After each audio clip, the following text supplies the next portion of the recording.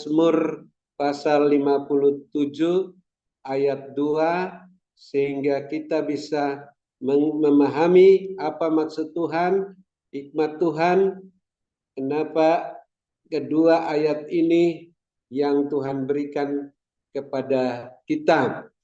Yang pertama, 1 Raja-Raja 3, perikopnya dari ayat 1, tapi dalam penglihatan Tuhan tulis mulai ayat 4. Kita akan bacakan sampai ayat yang ke-13. Saya akan bacakan, kita akan memperhatikan dengan lebih sungguh-sungguh, karena damai sejahtera kita akan seperti sungai yang tidak pernah kering, kebahagiaan kita seperti gelombang-gelombang laut yang tidak pernah berhenti saat kita memperhatikan firman Tuhan, walaupun belum dikotbahkan atau diuraikan. 3-4. Pada suatu hari raja pergi ke Gibeon untuk mempersembahkan korban, sebab disitulah bukit pengorbanan yang paling besar. 1000 korban bakaran dipersembahkan Salomo di atas mezbah itu. Di Gibeon itu Tuhan menampakkan diri kepada Salomo dalam mimpi pada waktu malam. Berfirmanlah Allah, mintalah apa yang hendak kuberikan kepadamu. Lalu Salomo berkata, Engkaulah yang telah menunjukkan kasih setiamu yang besar kepada hambamu Daud ayahku, sebab ia hidup di hadapanmu dengan setia, benar dan jujur terhadap engkau, dan engkau telah menjamin kepadanya kasih setia yang besar itu dengan memberikan kepadanya seorang anak yang duduk di tahtanya seperti pada hari ini. Maka sekarang ya Tuhan Allahku, Engkaulah yang mengangkat hambamu ini menjadi raja menggantikan Daud ayahku. Sekalipun aku masih muda dan belum berpengalaman. Kita perhatikan, sekalipun aku masih sangat muda dan belum berpengalaman. Demikianlah hambamu ini berada di tengah-tengah umatmu yang kau pilih. Suatu umat yang besar, yang tidak terhitung dan tidak terkira banyaknya. Maka berikanlah kepada hambamu ini hati yang faham, menimbang perkara untuk menghakimi umatmu dengan dapat membedakan antara yang baik dan yang jahat.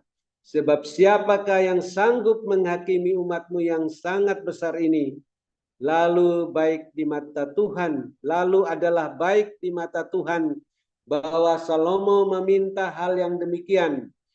Jadi berfirmanlah Allah kepadanya, oleh karena engkau telah meminta hal yang demikian dan tidak meminta umur panjang atau kekayaan atau nyawa musuhmu, melainkan pengertian untuk memutuskan hukum, maka sesungguhnya aku melakukan sesuai dengan permintaanmu itu.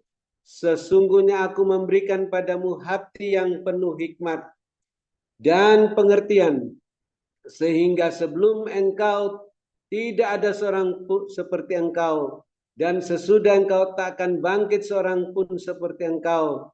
Dan juga apa yang tidak kau minta, aku berikan kepadamu, baik kekayaan maupun kemuliaan, sehingga sepanjang umurmu tak akan ada seorang pun seperti engkau di antara raja-raja. Amin. Digabung Mazmur 57 ayat 2. Kasihanilah aku ya Allah, kasihanilah aku, sebab kepadamulah jiwaku berlindung. Dalam naungan sayapmu, aku akan berlindung sampai penghancuran itu. Aku berseru kepada Allah yang Maha Tinggi, kepada Allah yang menyelesaikannya bagiku. Amin. Puji Tuhan, kita sangat bersukacita dan bersyukur karena bukan suatu kebetulan Tuhan memberikan penglihatan ayat-ayat firman Tuhan ini, karena malam ini pengurapannya yang mengajar kita bagaimana Tuhan sudah mengatakan kepada Salomo bahwa sesudah dia tidak ada lagi raja-raja seperti dia, tidak ada yang berhikmat seperti dia.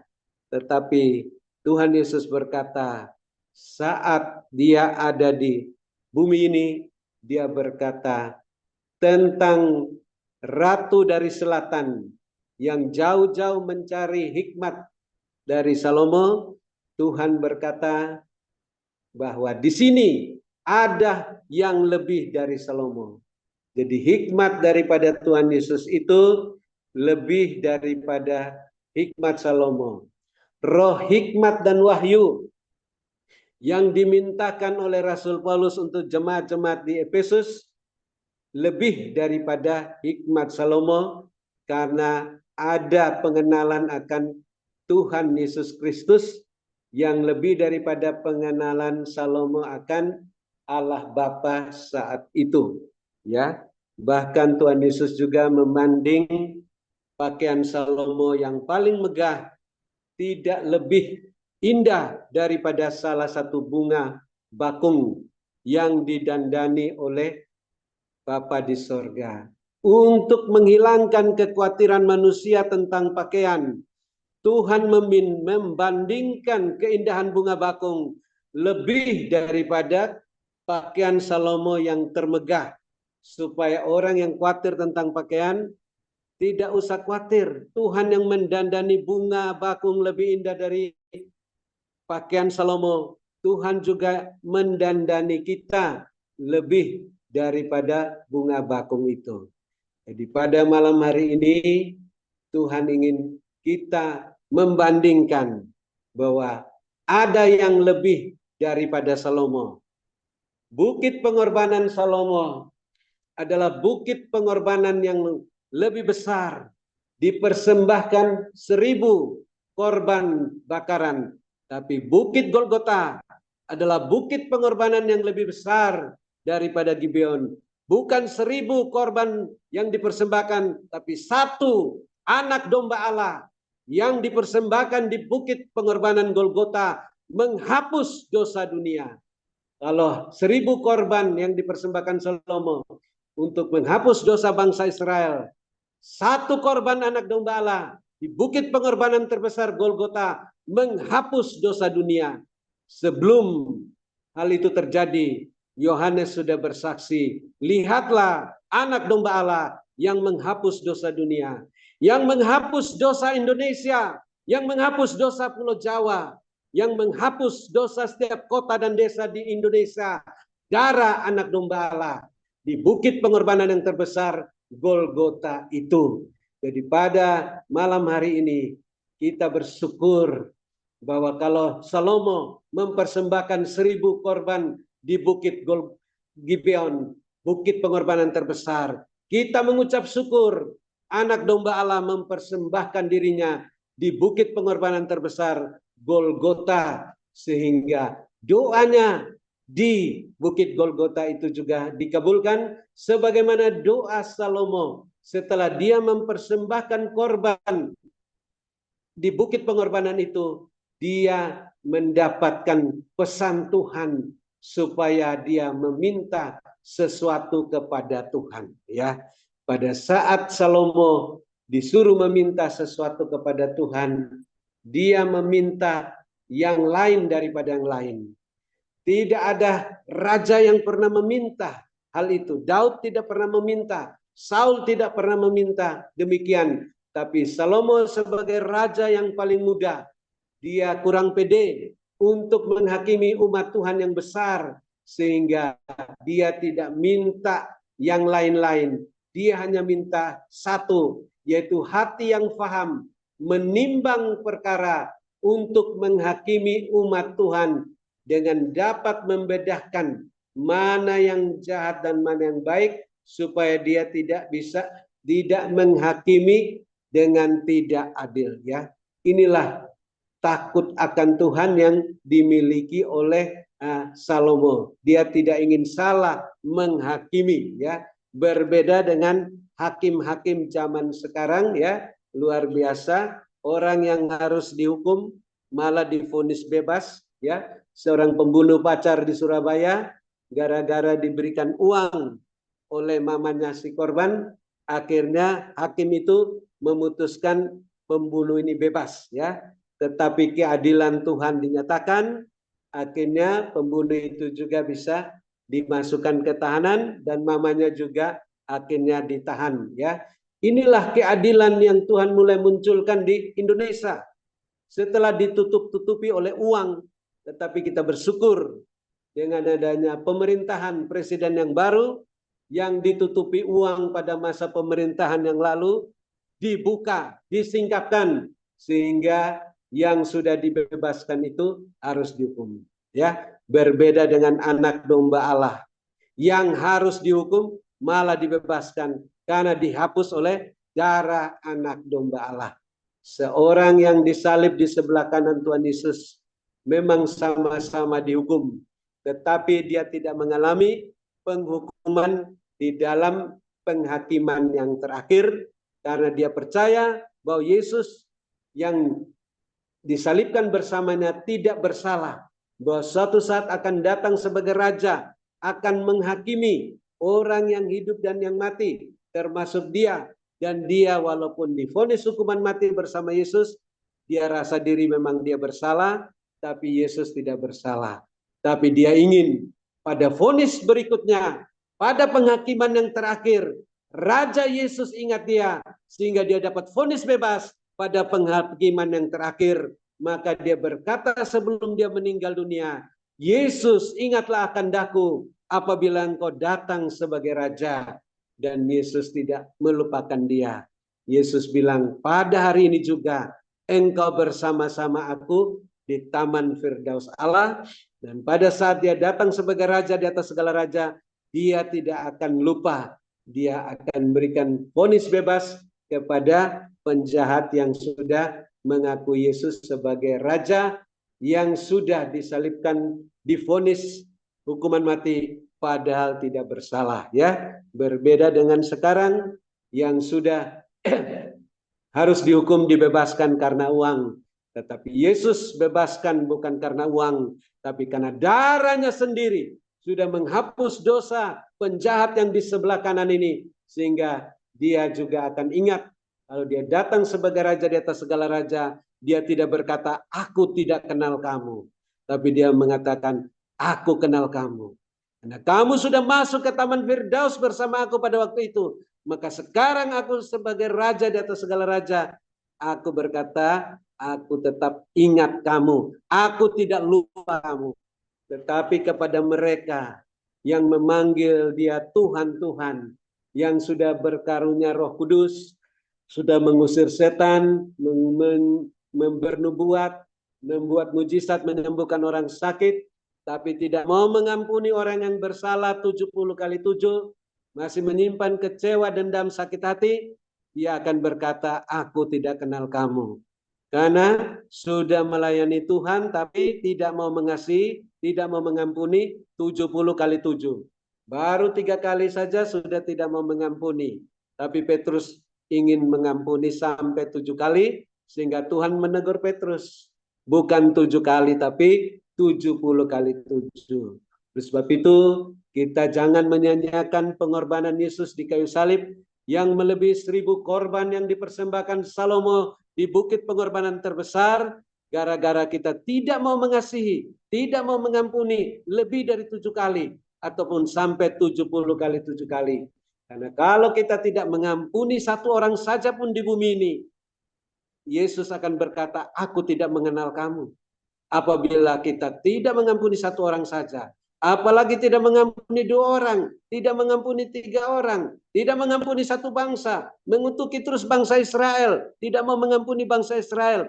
Begitu banyak orang yang tidak akan diampuni Tuhan karena tidak mau mengampuni bangsa Israel, tidak mau mengampuni keluarga sendiri, tidak mau mengampuni suami sendiri, istri sendiri, sehingga kita juga tidak akan diampuni oleh Tuhan.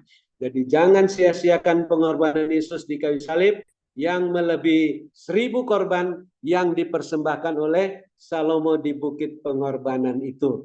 Selain itu juga Salomo merasa masih sangat muda dan belum berpengalaman.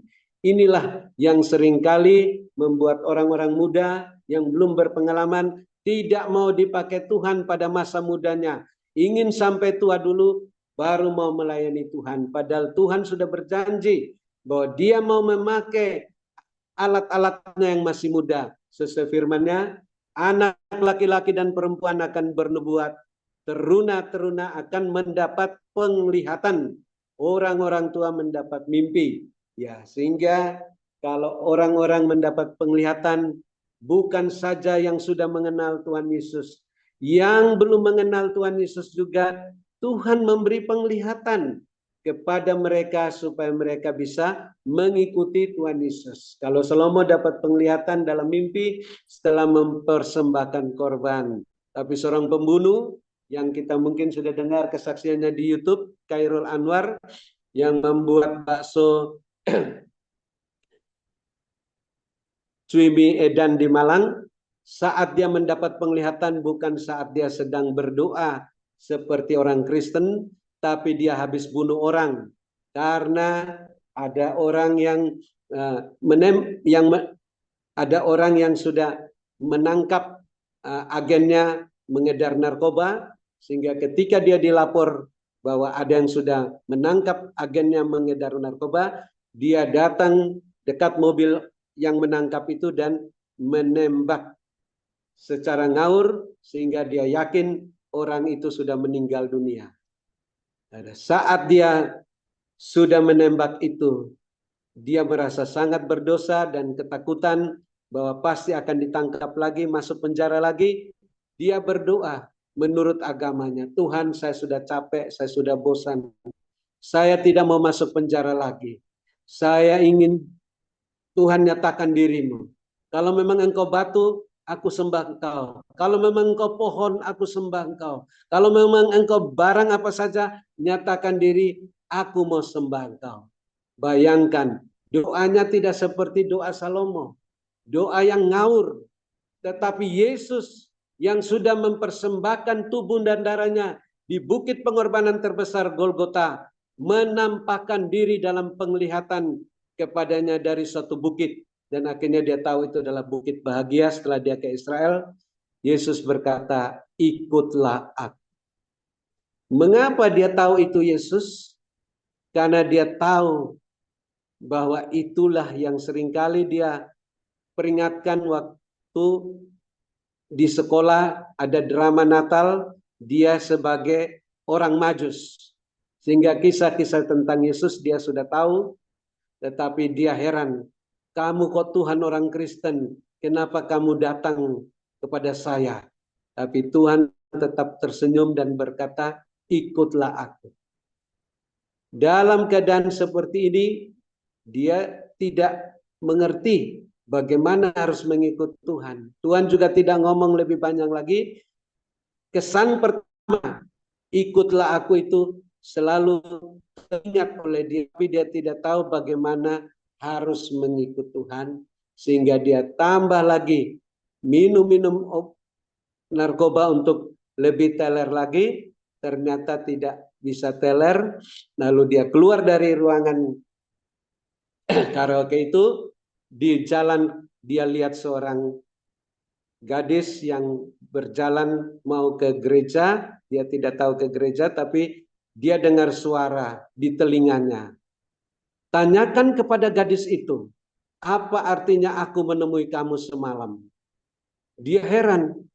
Dia sebagai orang yang ikut Tuhan Yesus, sudah mendapat penglihatan, sudah mendengar suara di telinganya, tidak ada orang yang di sampingnya, tapi mendorong dia untuk bertanya kepada gadis itu, apa artinya aku menemui kamu semalam? Akhirnya dengan memberanikan diri, dalam keadaan rambut gondrong, tentu gadis itu juga agak takut, tapi dia bilang, Cik, saya mau tanya, boleh? Ya, apa artinya kalau seseorang dikunjungi Tuhan Yesus? Gadis itu sambil kaget, siapa Pak yang dikunjungi Tuhan Yesus? Saya sekian lama ke gereja belum pernah lihat Tuhan Yesus. Berarti Bapak mau dipakai Tuhan. Kaget dia, mau dipakai Tuhan. Apa Bapak mau ke gereja sekarang bersama saya? Dengan kata-kata itu, dia akhirnya mau ke gereja dengan keadaan yang tidak karuan, gondrong. Sampai di gereja, orang-orang berkata salam, salam, dia merasakan damai sejahtera yang luar biasa. Dan di luar dugaan, dia mau langsung maju ke kursi paling depan di samping Pak Pendeta yang sedang tutup mata. Tiba-tiba Pak Pendeta buka mata, kaget lihat ada orang gondrong di sebelah. Inilah bagaimana karya Roh Kudus. Penglihatan diberikan pada orang yang tidak berpengalaman melayani Tuhan, yang baru habis bunuh orang. Tetapi Tuhan memakai gadis itu untuk mengajak ke gereja karena dia mau bercerita bahwa dia mendapat penglihatan. Kadang-kadang orang mendapat penglihatan tidak mau ceritakan kepada orang lain. Takut jangan sampai ini bukan dari Tuhan, ya. Tetapi Tuhan mendorong dia untuk menceritakan pada gadis yang tidak dikenal itu, sehingga gadis itu dengan hikmat Tuhan bisa mengajak dia ke gereja. Harus ada kerjasama antara orang yang mendapat penglihatan maupun yang seumur hidupnya belum dapat penglihatan, tapi dapat hikmat Tuhan untuk mengajak orang yang dapat penglihatan ini pertama kali ke gereja. Dan tidak seiman juga dia tidak tahu. Dan saat itu Pak Pendeta penuh dengan Roh Kudus menyampaikan pesan Tuhan seperti yang dirasakan oleh Khairul Anwar ini, sehingga dia merasakan lawatan Tuhan dan dia juga ingin ke gereja lagi hari Minggu. Inilah orang yang tidak berpengalaman dengan karunia roh, tapi dibantu oleh orang yang tidak pernah dapat penglihatan, tapi ada hikmat untuk mengarahkan. Bahwa penglihatan itu artinya Bapak akan dipakai Tuhan. Sekarang ikut saya ke gereja. Dan pada hari Minggu, dia sudah siap-siap untuk ke gereja. Dia mendapat lagi telepon, pesan dari pacarnya yang orang bule. Padahal dia sudah punya istri 13, masih punya pacar. Dan protes kenapa tadi malam tidak mau datang bercinta. Dan dia bilang, aku boleh cerita. Saya ini didatangi Tuhan Yesus, sehingga saya mau ke gereja. Awalnya dia tidak cerita mau ketemu Tuhan Yesus, tapi dia bilang mau ke gereja. Hei, kamu mau ke gereja buat apa? Kamu kan bukan orang Kristen, kamu mau ngebom gereja ya? Akhirnya dia cerita, bukan mau ngebom gereja. Karena Tuhan muncul ke dalam penglihatan saya, sehingga saya ingin ke gereja. Dan wanita itu bilang, oke, ke gereja saja, nanti pulang bercinta lagi dengan saya. Inilah celah yang sudah dibuka, sehingga dia bilang iya. Begitu sampai ke gereja, ketika orang mengatakan salam, dia tidak merasakan salam lagi. Dia tidak berani duduk di depan lagi, dia hanya duduk di belakang sampai firman Tuhan disampaikan selesai. Dan dia juga ingin Pak Pendeta cepat doa berkat untuk dia pulang, karena mau bercinta dengan pacarnya itu. Dan pada saat pendeta mau sampaikan doa berkat, pendeta batalkan doa berkat. Karena ada satu orang tidak layak untuk menerima berkat.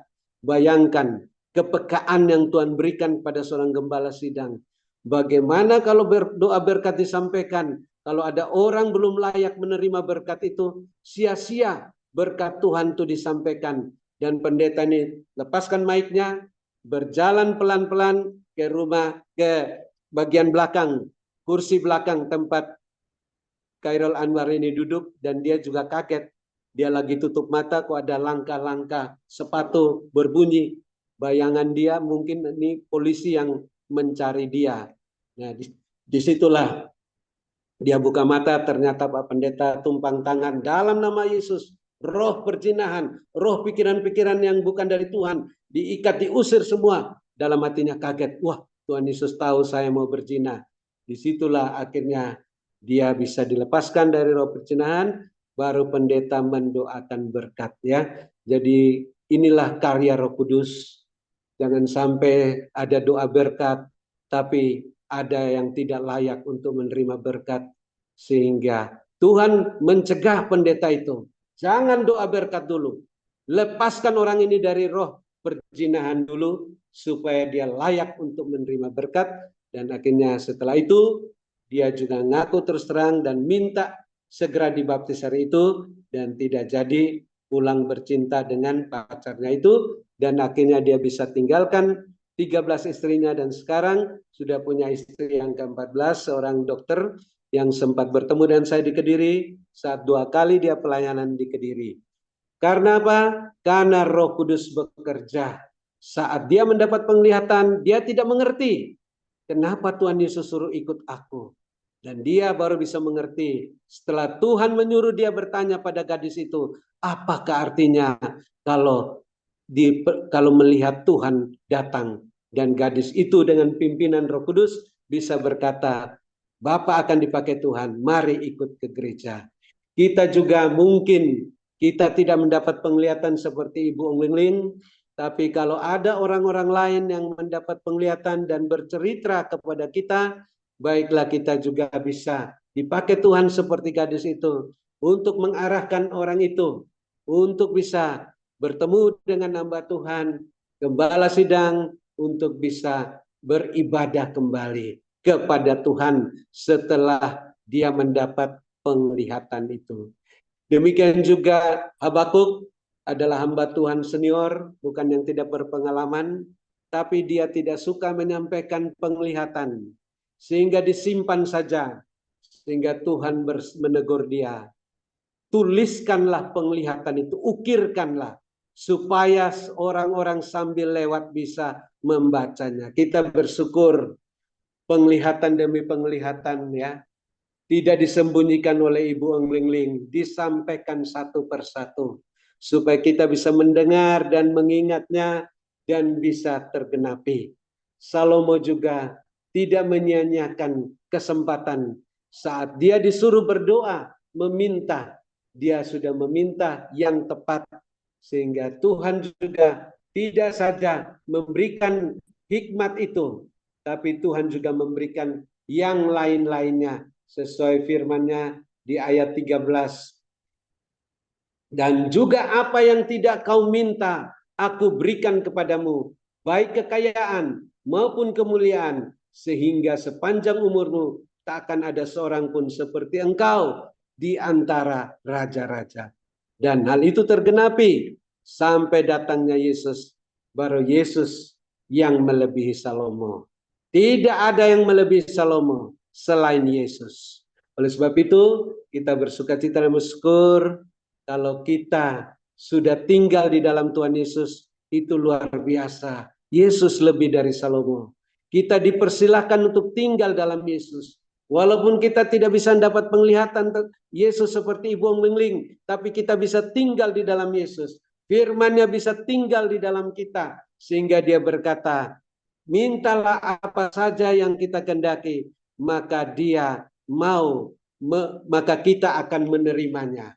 Bahkan di dalam Yohanes 14:14, apabila kita minta sesuatu dalam namanya, dia akan melakukannya. Jadi apa yang ditawarkan kepada Salomo, ditawarkan Yesus kepada kita.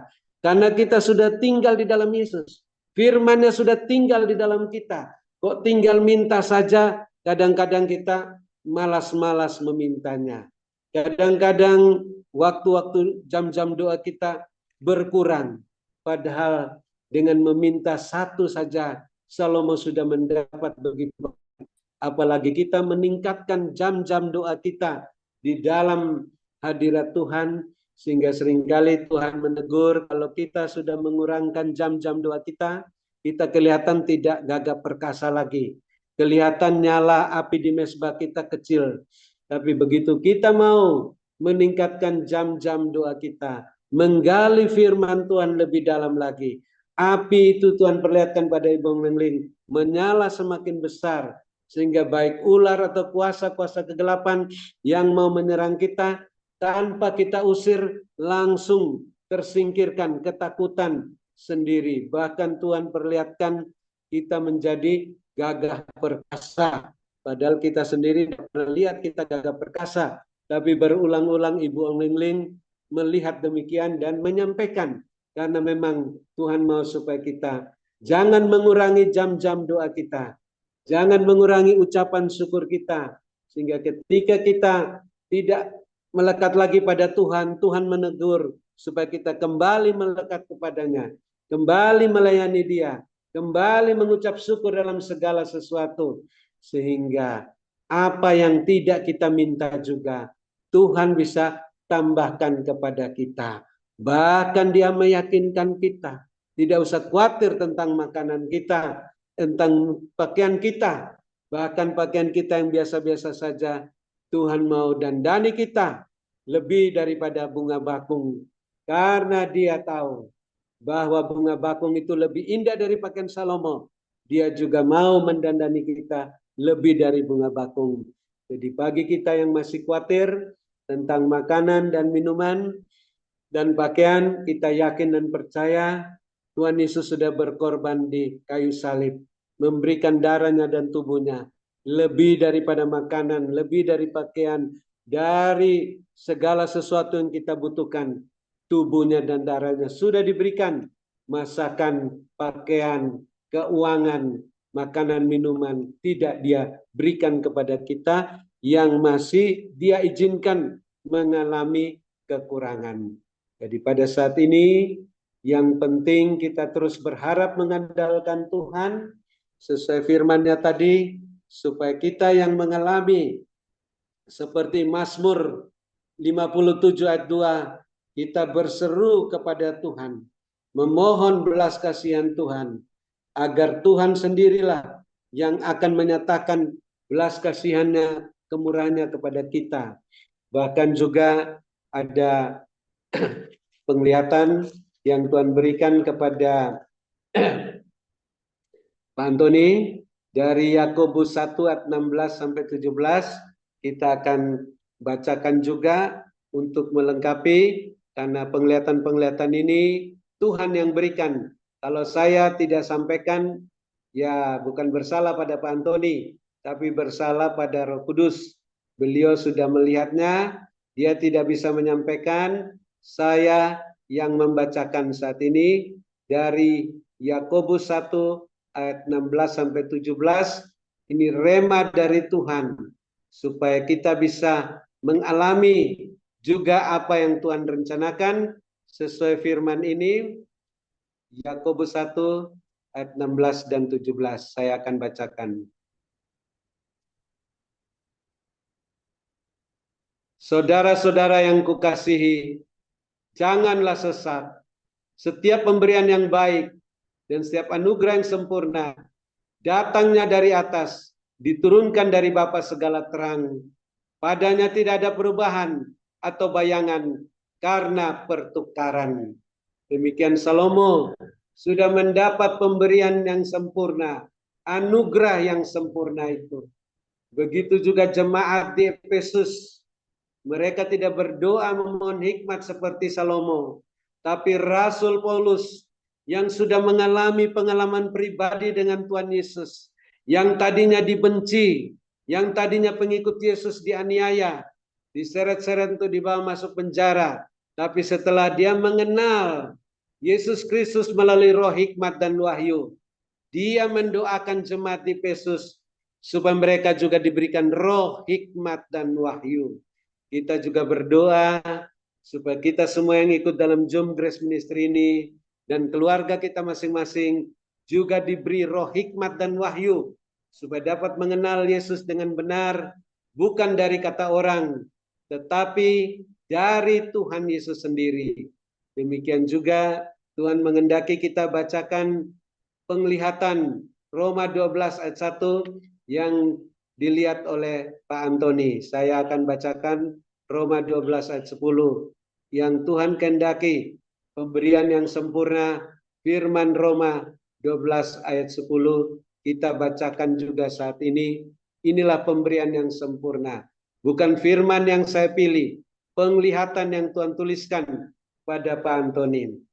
Yaitu, hendaklah kamu saling mengasihi sebagai saudara dan saling mendahului dalam memberi hormat. Inilah yang Tuhan kehendaki supaya kita semua saling mengasihi sebagai saudara, saling mendahului dalam memberi hormat. Bahkan di Filipi dikatakan kita menganggap yang seorang lebih utama daripada kita. Jadi biasanya kita menganggap yang VVIP itu yang lebih utama. Tapi menurut firman Tuhan, yang bukan VVIP kita anggap lebih utama dari kita juga. Dan selanjutnya ada penglihatan yang Pak Antoni lihat dari Yohanes 1 ayat 9 sampai 10. Saya bersyukur bukan hanya 1-2 ayat firman yang Pak Antoni dapat sehingga melengkapi saya. Tidak usah saya pilih-pilih sendiri, Roh Kudus yang perlihatkan dalam penglihatan sehingga saya hanya tinggal baca sampaikan karena inilah pemberian yang sempurna dari Tuhan. Yohanes 1 ayat 9 dan 10. Terang yang sesungguhnya yang menerangi setiap orang sedang datang ke dalam dunia. Ia telah ada di dalam dunia dan dunia dijadikan olehnya, tetapi dunia tidak mengenalnya, yaitu Tuhan Yesus Kristus. Jadi kita bersyukur Tuhan sendiri sudah sebagai terang datang kepada kita, dan Tuhan mau kita meningkatkan jam-jam doa kita supaya terang kita yang hanya kecil saja bisa menjadi lebih besar, bisa merekah seperti fajar sehingga bisa menerangi bukan hanya satu ruangan yang gelap tapi seisi rumah, bahkan bisa seisi kota seperti yang dialami oleh perempuan Samaria.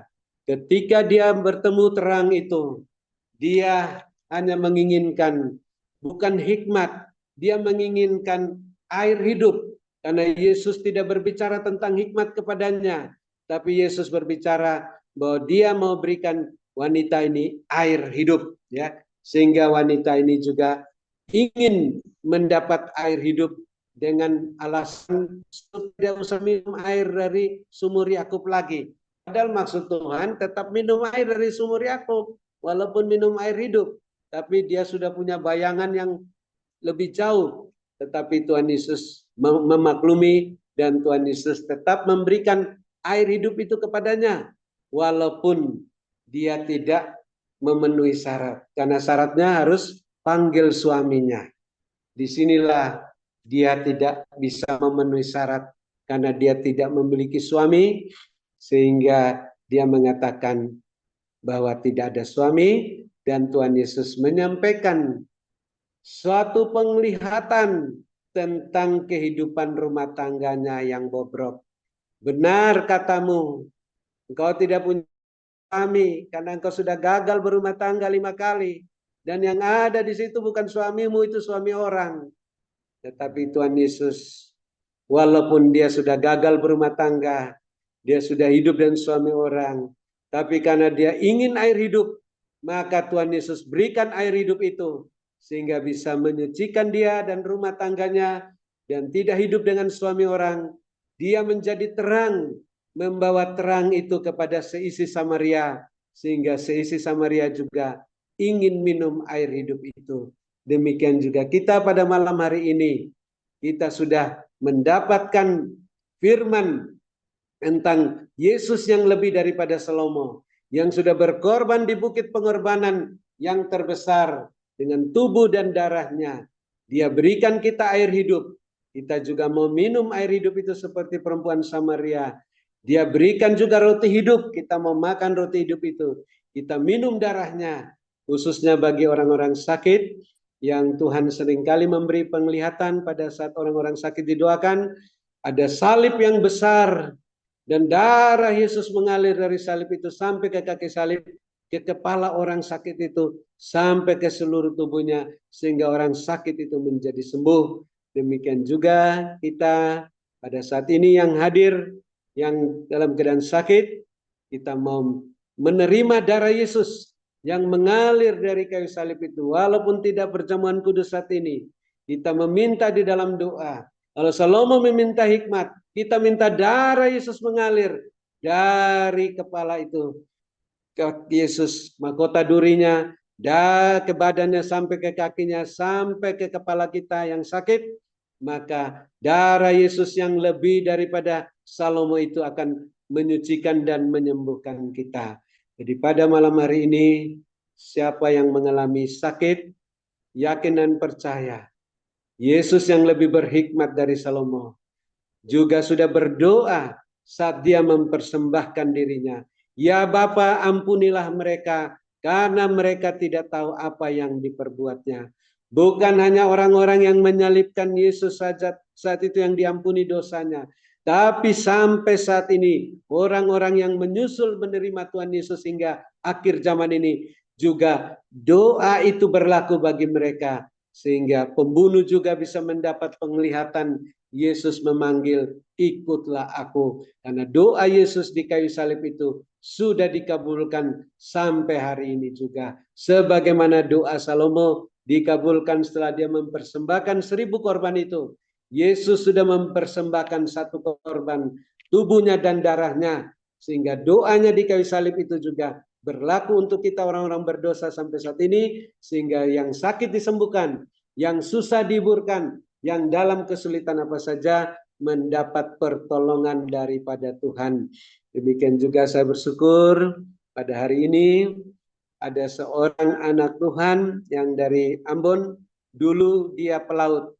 Dia ikut kapalnya Tokonam antar barang-barang ke Timur Kupang dan tidak pernah ketemu saya waktu dia di Kupang.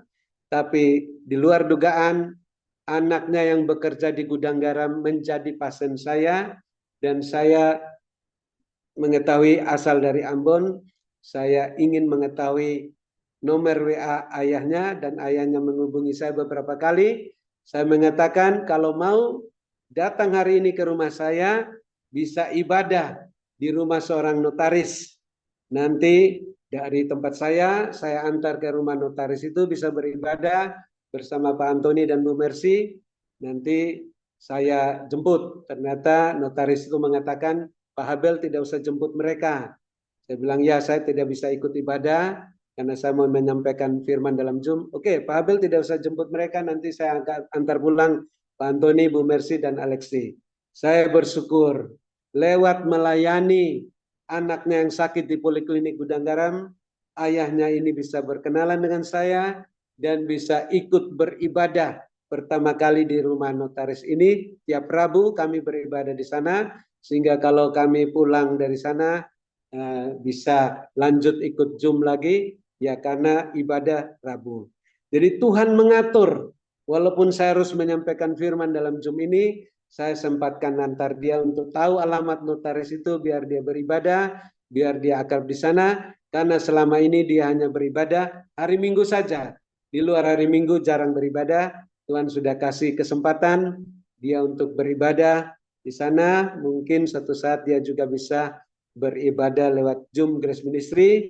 Sebagaimana Bu Ida Wijayati dulu, Tuhan sudah menggabungkan lewat Zoom Grace Ministry karena ada penglihatan domba nyasar ke rumah saya.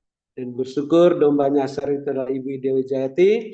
Tapi sampai sekarang saya belum bisa menangkap kambing yang menendang domba yang nyasar. Kita terus berdoa, Bu Ida Wijayati berdoa, suatu saat suaminya yang sebagai kambing itu akan diubah Tuhan menjadi domba-domba, menjadi dombanya dan akan membawa teman-temannya bersimpu di kaki Tuhan Yesus.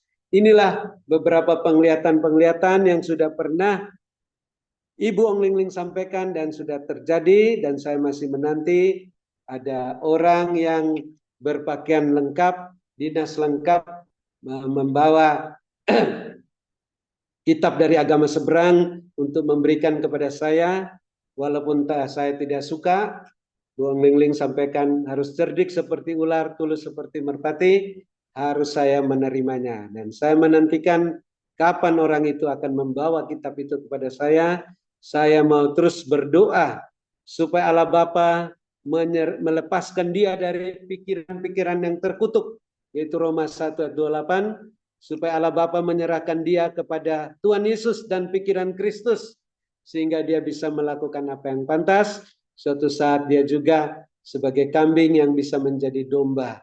Jadi kita bersyukur lewat pelayanan dalam Zoom Grace Ministry ini, kita bisa menggali lebih dalam firman-firman Tuhan, kita bisa mendapatkan pesan-pesan Tuhan lewat penglihatan nubuatan kita nantikan, dan bahkan kalau ada kuasa-kuasa kegelapan yang mau menyerang kita, kita berwaspada dan berjaga-jaga seperti yang dialami oleh Ibu Eli juga, yang dalam pergumulan menyampaikan foto kuasa kegelapan di mobil dan sebagainya. Kita akan doa juga nanti supaya Tuhan menyingkirkan kuasa-kuasa kegelapan dari mobil Ibu Eli di Brunei itu, karena Tuhan mau bekerja mengalahkan semua kuasa-kuasa kegelapan yang mengganggu kita melalui kita tingkatkan jam-jam doa kita, sehingga api di mezbah kita makin besar, membuat kuasa-kuasa kegelapan itu bisa disingkirkan, dan ke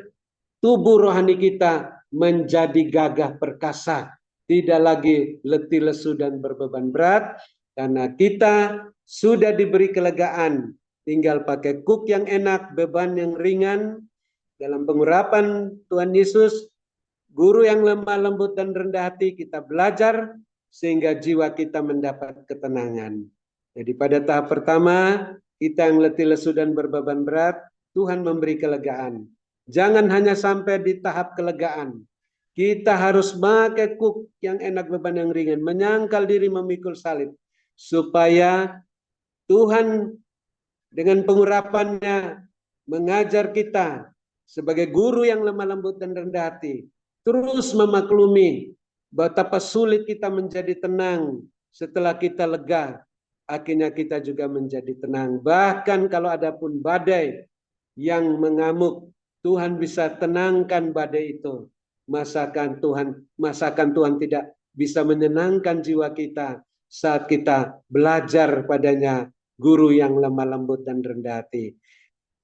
Amin. Malam ini kita sudah mendapat ketenangan karena kita belajar pada guru yang lemah lembut dan rendah hati. Kita akan berdoa. Sebelum doa berkat, saya mau berdoa seperti Ayub berdoa. Kami bersyukur ya Bapa, sebelum hamba-Mu Ayub dipulihkan oleh Tuhan, dia berkata-kata benar tentang Dikau. Demikian juga setelah kami mendengar kebenaran firman-Mu Tuhan, kami mengucap syukur atas pemberian dari sorga yang sempurna ini, firman-Mu yang datang melaksanakan kehendak-Mu. Dengan berkata-kata benar tentang Dikau, aku tahu ya Tuhan, Engkau sanggup melakukan segala sesuatu dan tidak ada rencana-Mu yang gagal. Demikian juga sebelum hamba-Mu Ayub dipulihkan, ia mendoakan sahabat-sahabatnya terluput daripada murka-Mu. Demikian juga kami yang sakit saat ini, bahkan yang ingin dipulihkan bukan saja kesehatan kami, tapi ekonomi kami, rumah tangga kami, bisnis pekerjaan kami, pelayanan-pelayanan kami. Kami juga mau berdoa seperti hamba-Mu Ayub, mendoakan sahabat-sahabatnya terluput daripada murka-Mu. Kami juga doakan sahabat-sahabat kami, saudara-saudara kami, keluarga kami yang dekat dan yang jauh, tetangga sekitar kami yang tidak berkata benar tentang Dikau seperti hamba-Mu Ayub, sehingga Bapa sangat murka kepada mereka dan berencana untuk melakukan aniaya kepada mereka dalam murka-Mu yang menyala-nyala. Ampuni mereka, berkati mereka, goncangkan organ tubuh jiwa roh mereka, gelisahkan hati mereka, datangkan duka cita yang membawa kepada pertobatan, sunat hati dan telinga mereka, agar mereka tidak mengeraskan hati saat mendengarkan suara Roh Kudus-Mu. Lepaskan mereka dari pikiran-pikiran yang terkutuk, serahkan mereka pada Tuhan Yesus, kepada pikiran-pikiran Kristus, sehingga mereka terluput daripada murka-Mu oleh darah anak domba-Mu Yesus Kristus. Maka mendadak Bapa pulihkan keadaan-keadaan kami dan ganti kerugian-kerugian kami 2 kali lipat seperti yang Bapa lakukan pada hamba-Mu Ayub.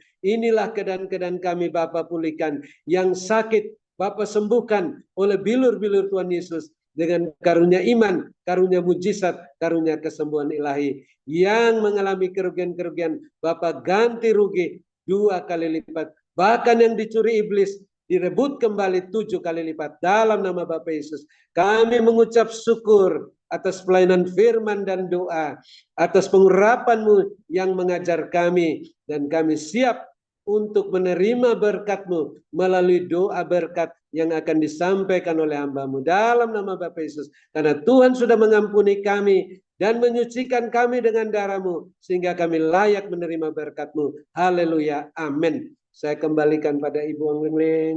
Tuhan Yesus memberkati. Amin. Terima kasih pada hambanya Bapak Dr. Habendun atas pelayanannya, penyampaian firman Tuhan dan doanya. Tuhan Yesus menyertai dan memberkati Pak Habendun dengan kekuatan kesehatan, umur panjang, kemampuan dan kehidupan yang berkemenangan, dan dipakai menjadi alat kemuliaannya yang semakin luar biasa. Tuhan berkati. Amin. Ya, kembali saya undang Ibu Gembala Feben ini ada di tempat.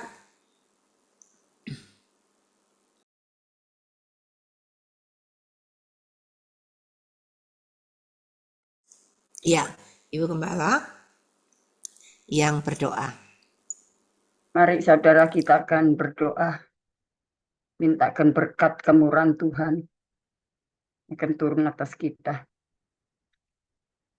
Ya Aba ya Bapa yang Maha Besar, Tuhan Yesus Kristus Juru Selamat yang kami sembah dan kami agungkan. Tuhan, kami sudah mendengarkan firman-Mu yang Tuhan sampaikan melalui bibir lidah hamba-Mu, Bapak Dr. Marhen Habendun. Tuhan tolong, terima kasih Bapak. Tuhan, firman-Mu telah menyadarkan setiap kami, Tuhan. Karena tidak ada sahabat di dunia ini yang rela berkorban nyawanya untuk sahabatnya. Hanya ada satu-satunya, yaitu Yesus Kristuslah sahabat sejati bagi kami. Engkau rela menyerahkan nyawamu, mencurahkan darahmu untuk menebus dosa kami yang begitu, oh Tuhan, berat. Haleluya, seharusnya kami yang dihukum, yang menerima siksaan. Tetapi Tuhan yang sudah rela menanggung itu semuanya. Tuhan, Engkau punya rencana yang indah dalam setiap kehidupan kami. Engkau telah panggil kami dan Engkau tetapkan kami menjadi ahli waris kerajaan surga. Dan juga lebih daripada itu, kalau kami menanggung beban, menanggung susah, menanggung derah, penderitaan, dan lain sebagainya, bukan karena kami berbuat dosa, tapi itu seizin Tuhan. Itu artinya kami harus rela pikul salib, menyangkal diri buat Tuhan. Kami rela mau ambil bagian dalam penderitaan Kristus. Karena mengiring Tuhan itu, rela harus pikul salib. Haleluya. Tidak selalu menuntut enak, tapi kami rela Tuhan. Engkau mau tolong kami, agar kami dimampukan, agar kami kuat, agar kami sanggup, sehingga kami boleh berjalan bersama Tuhan. Melalui hidup kami Tuhan, banyak jiwa boleh dimenangkan. Melalui kehidupan kami, melalui sikap, tingkah laku, pelayanan kami yang baik, untuk membawa orang percaya kepada Tuhan. Marilah Tuhan, Engkau mau tolong kami. Lengkapi kami dengan hikmat dan karunia-karunia ilahi, untuk melayani pekerjaan Tuhan di atas muka bumi ini. Terima kasih Tuhan, Engkau berkati Bapak Dr. Habel. Oh Tuhan, Engkau mau pakai dalam pelayanannya dengan urapan dan hikmat-Mu. Berkati keluarganya, berkati Ibu Habendun. Tuhan, Engkau memberkati keluarganya, anak-anaknya, semua mantu dan cucunya. Kami serahkan ke dalam tangan Tuhan. Terima kasih Tuhan, berkati Bapak Dr. Habendun dengan tugas seorang dokter. Tuhan, haleluya, untuk menolong pasien-pasien yang sedang bermasalah tentang kesehatan jasmaninya. Tuhan, urapi hamba-Mu ini, berikan kuasa-Mu, oh Tuhan, dengan pimpinan Roh Kudus Tuhan. Terima kasih Tuhan, terima kasih. Terima kasih Tuhan, Demikian juga kami berdoa untuk hamba-Mu Cik Lingling. Tuhan tahu pelayanannya di Grace Ministry. Tuhan tidak mudah untuk menghadapi pelayanan ini. Marilah Tuhan Engkau mau tolong. Hamba-Mu juga mau pikul salib buat Engkau. Berikan kemampuan, berikan kesanggupan dan kemauan Tuhan untuk terus maju. Oh, pantang mundur, tetap mau terus maju bersama dengan Tuhan. Kami umat-Mu yang ada di dalam Zoom Grace Ministry, kami rela untuk mendukung dalam pelayanan pekerjaan Tuhan. Apapun yang bisa kami lakukan supaya pekerjaan Tuhan di dalam Grace Ministry ini terus boleh berlangsung. Oh Tuhan, banyak jiwa yang dimenangkan, banyak jiwa yang percaya kepada Tuhan, banyak jiwa yang mendapatkan pertolongan dari Tuhan. Lewat hamba-Mu ini Tuhan, Kau berkati pelayanan hamba-Mu Cik Lingling, baik di dalam onset, oh Tuhan, haleluya, di Wiswan maupun di menara doa. Demikian juga kami berdoa ya Tuhan, baik pelayanan di Zoom, oh Tuhan, pelayanan di kota Surabaya dan sekitarnya, sampai menjangkau luar kota. Berkati hamba-Mu yang sedang mempersiapkan Natal pada 6 Desember. Tuhan senantiasa, terutama Tuhan berkati kesehatannya, berkati hatinya, berkati pergumulannya Tuhan, supaya Natal di tahun 2024 sukses bersama dengan Tuhan. Semua anak-anak Tuhan terlibat di dalamnya, baik para Tuhan donatur, Tuhan berkati mereka supaya mereka berlimpah-limpah berkatnya melalui usaha dan pekerjaannya, bisnisnya, usahanya, proyeknya diberkati Tuhan, pelayanannya diberkati Tuhan. Terima kasih Tuhan, ada kerjasama yang baik, saling menopang satu dengan yang lain, sehingga Natal 2024 bisa sukses terlaksana, nama Tuhan dipermuliakan. Tuhan, Engkau tolong dana yang dibutuhkan, Tuhan cukupkan lebih dari cukup. Terima kasih Tuhan, baik kami serahkan juga baksos yang sedang berlangsung, kiranya Tuhan Engkau mau tolong, masih ada beberapa yang masih perlu dikunjungi, biarlah Tuhan Engkau tolong hamba-Mu, supaya hamba-Mu diberikan kekuatan, kesehatan, sukacita untuk melayani pekerjaan Tuhan, dengan semua pendukung-pendukungnya diberkati oleh Tuhan. Terima kasih Tuhan, terima kasih. Kami juga berdoa, berkati hamba-Mu David, oh Tuhan, Sylvia, yang boleh setia sampai hari ini untuk membantu pelayanan pekerjaan Tuhan di dalam Zoom Grace Ministry.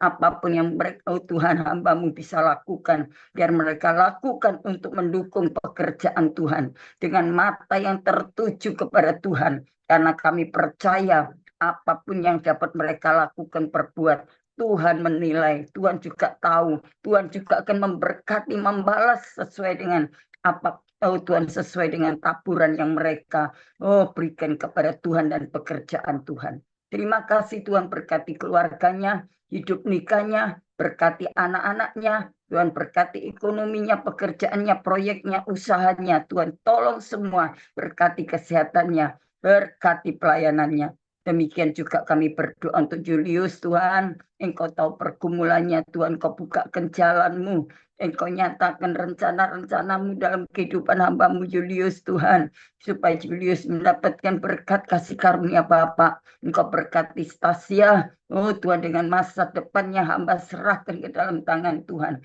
Berkati Tuhan, berkati keluarganya, berkati kedua orang tuanya, kami serahkan ke dalam tangan Tuhan, mendapatkan penyertaan Tuhan yang ajaib. Terima kasih Tuhan, kami juga berdoa semua hamba-hamba-Mu yang ada di dalam Zoom Grace Ministry, Tuhan, kami serahkan ke dalam tangan Tuhan. Haleluya, kami berdoa walaupun kami tidak menyebut nama mereka satu persatu, biarlah Tuhan menjamah hati mereka supaya hatinya terus mencintai pelayanan pekerjaan Tuhan yang ada di Grace Ministry ini, Tuhan. Terima kasih, berkati, oh Tuhan, jika ada dokter-dokter yang ikut Zoom, Tuhan berkati profesinya, berkati keluarganya, demikian juga jemaat, oh Tuhan, yang hadir, Tuhan Kau berkati mereka, baik sebagai pengusaha ataupun wira swasta, pegawai, Tuhan berkati, oh Tuhan, karyawan, Tuhan berkati semuanya. Demikian juga, oh Tuhan, mungkin ada yang anak-anak Tuhan pelajar, anak-anak yang kuliah, Tuhan berkati semua. mendapatkan perlindungan Tuhan, mendapatkan kasih karunia Bapa. Terima kasih Tuhan, terima kasih. Hamba serahkan kalau ada di antara anak-anak-Mu dalam kesusahan, dalam penderitaan, dalam tekanan, dalam rumah tangga dan keluarga, suami istri, anak-anak. Biarlah Tuhan Engkau memberikan pertolongan-Mu dan pulihkan kembali. Berkati kesehatannya, berkati semua pekerjaannya. Terima kasih Tuhan Yesus. Hamba serahkan hamba-Mu Cik Ling yang sebentar akan melanjutkan pelayanannya. Tuhan, pakai hamba-Mu dengan hikmat dan kuasa-Mu, kekuatan yang daripada Tuhan. Oh, haleluya. Tuhan, limpahkan karunia ilahi-Mu dalam pelayanannya. Tuhan, berkati semua. Kami serahkan dalam tangan Tuhan. Tuhan, izinkan kami untuk menadahkan tangan di hadapan Engkau. Tuhan, turun tangan untuk memberkati kami. Saudaraku yang kekasih dalam Tuhan, sekarang terimalah berkat kasih sayang Bapa di surga dalam persekutuan kuat kuasa Roh Kudus-Nya, melimpahkan berkat-berkat ilahi surgawi, sukacita, damai sejahtera, ketenangan, kenikmatan dan keselamatan, masa depan yang penuh pengharapan dari sekarang dan sampai Maranatha. Di dalam nama Bapa, Putra dan Roh Kudus, dalam nama Tuhan Yesus Kristus, kami berdoa dan bersyukur. Haleluya. Haleluya. Amin. Amin.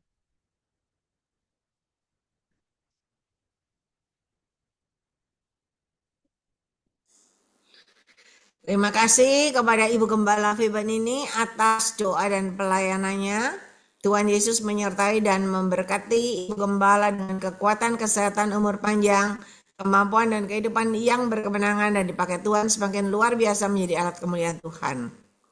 Amin. Sama-sama Ci, Tuhan berkati Immanuel. Terima kasih Ibu Gembala. Tuhan berkati juga. Amin. Sama-sama.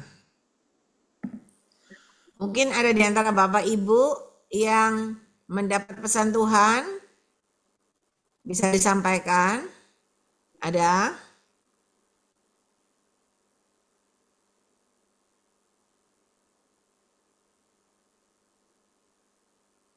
Ada? Kalau nggak ada, kita lanjut. Halo Bu, ya halo. Halo. Ya, silakan.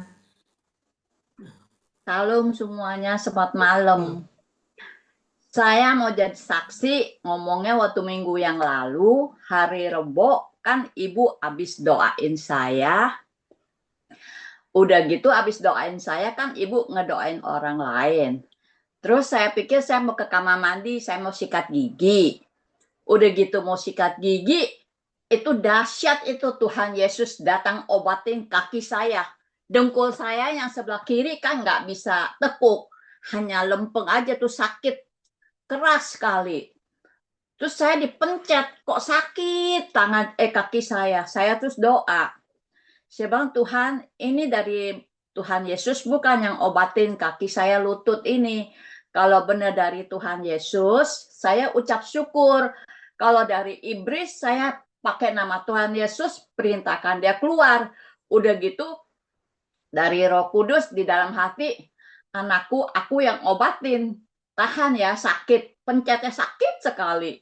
Udah gitu, dipencet-pencet. Kan saya dipencet sakit, tapi saya sikat gigi. Saya sikat gigi, saya terus ucap syukur. Saya bilang, Tuhan terima kasih.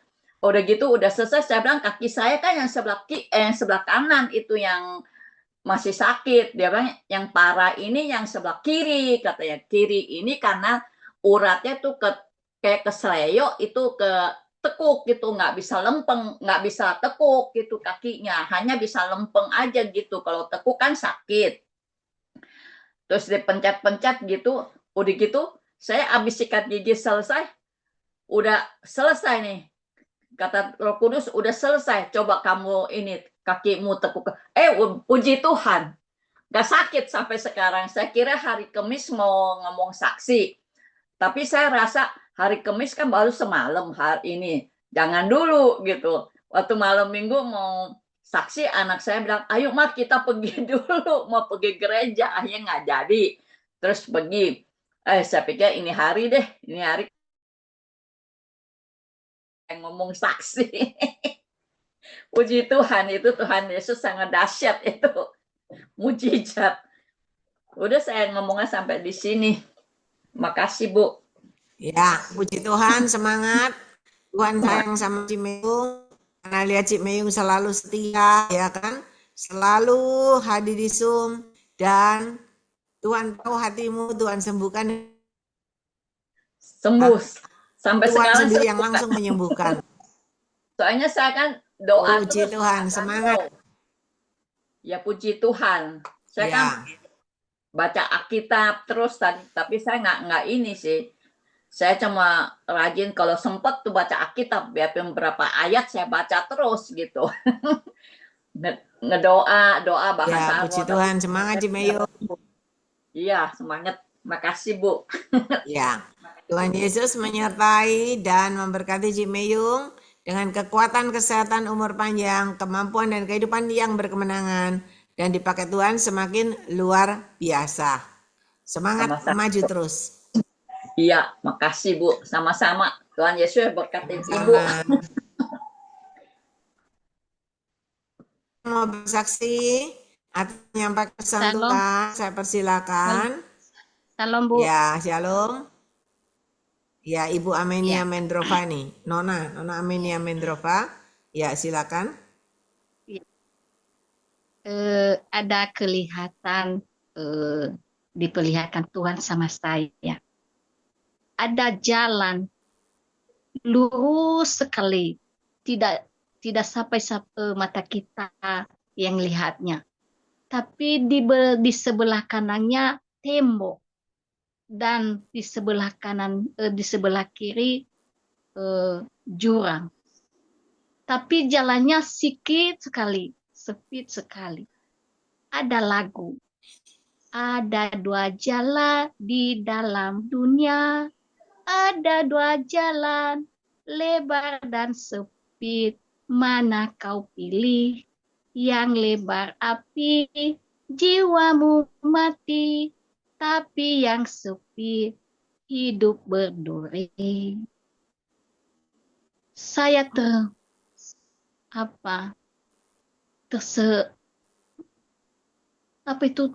saya terkagum.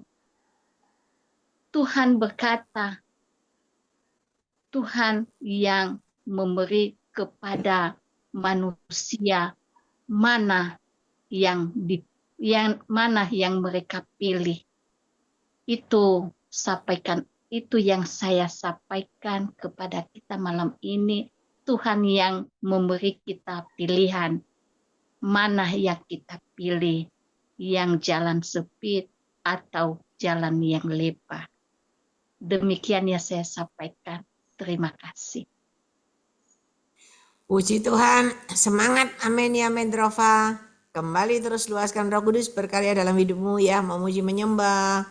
Nanti Tuhan percayakan lebih dan lebih lagi. Ya, hari ini udah bagus, menyampaikannya lebih lancar lagi ya. Semangat, Tuhan Yesus menyertai dan memberkati Amenia Mendrova dengan kekuatan, kesehatan, umur panjang, kemampuan dan kehidupan yang berkemenangan dan dipakai Tuhan semakin luar biasa. Menjadi alat kemuliaan Tuhan ya. Semangat maju terus. Sama-sama. Amin. Amin. Ada lagi yang dipercayakan Tuhan penglihatan nubuatan? Mari Bapak Ibu Saudara, ketika Anda kepada Tuhan dengan segenap hati, dengan hati yang benar disertai bersyukur, Tuhan bisa pakai. Amenia Mendrova ini jauh di luar pulau, tapi Tuhan bisa pakai, Tuhan bisa percayakan. Ya, saya percaya Anda yang lain juga bisa dipakai dan dipercayakan sama Tuhan.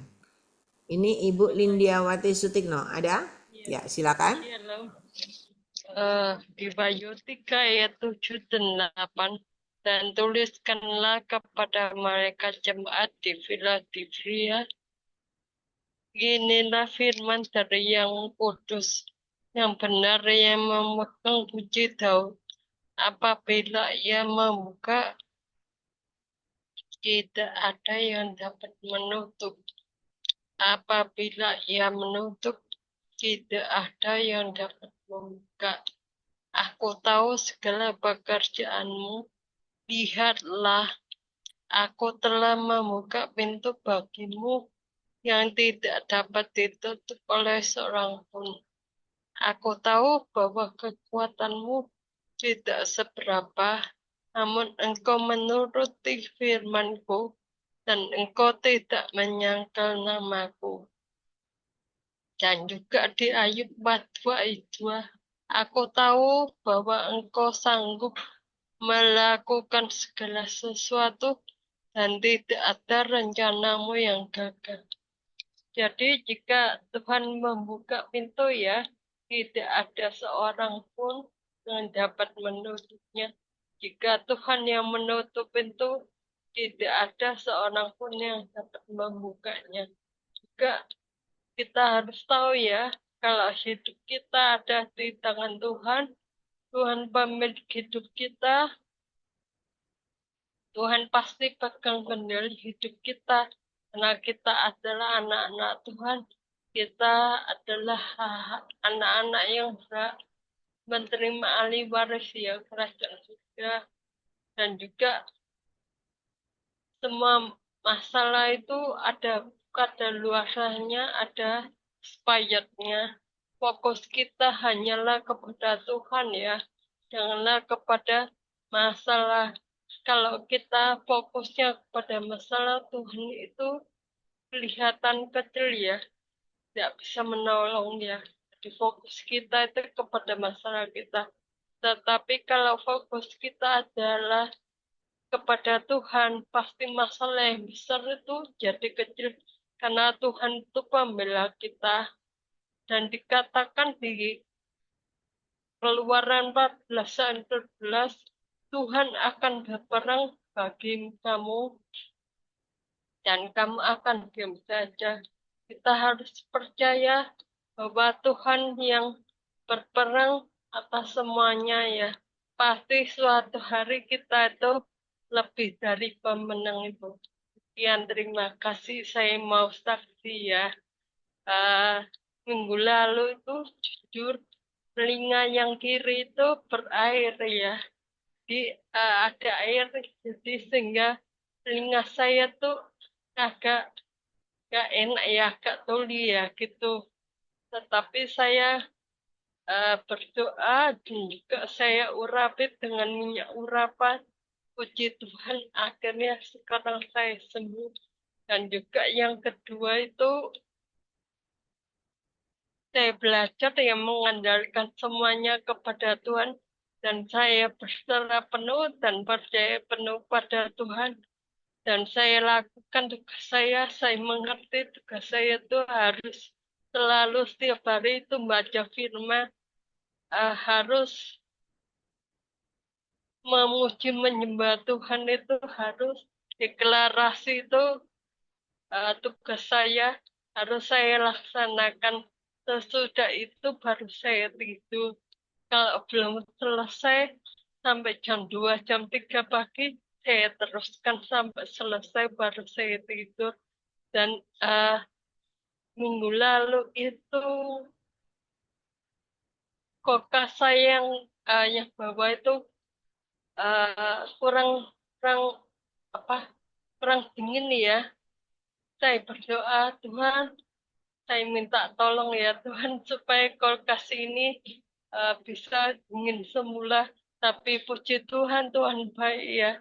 Sehingga kulkas saya tanpa diservis itu bisa kembali normal kembali. Itu semua karena Tuhan. Kalau kita mengandalkan Tuhan di setiap apapun ya, hati kecil, kalau kita mengandalkan Tuhan, Tuhan itu tidak pernah ya tidak menjawab doa ya. Tetapi yang menjadi dosa kita itu terhalang karena ada kesalahan dosa kita yaitu sakit hati. Tetapi kalau sakit hati itu sudah kita mengampuni, melupakan, mengasihi, memberkati itu Tuhan pasti menjawab doa kita itu. Sekian terima kasih, segala kemuliaan hanya bagi Tuhan saja. Sekian terima kasih. Ya, semangat Ibu Lindiawati Sutikno. Semakin maju, semakin dipakai Tuhan luar biasa ya. Semangat Tuhan Yesus menyertai dan memberkati Ibu Lindiawati Sutikno dengan kekuatan, kesehatan, umur panjang, kemampuan dan kehidupan yang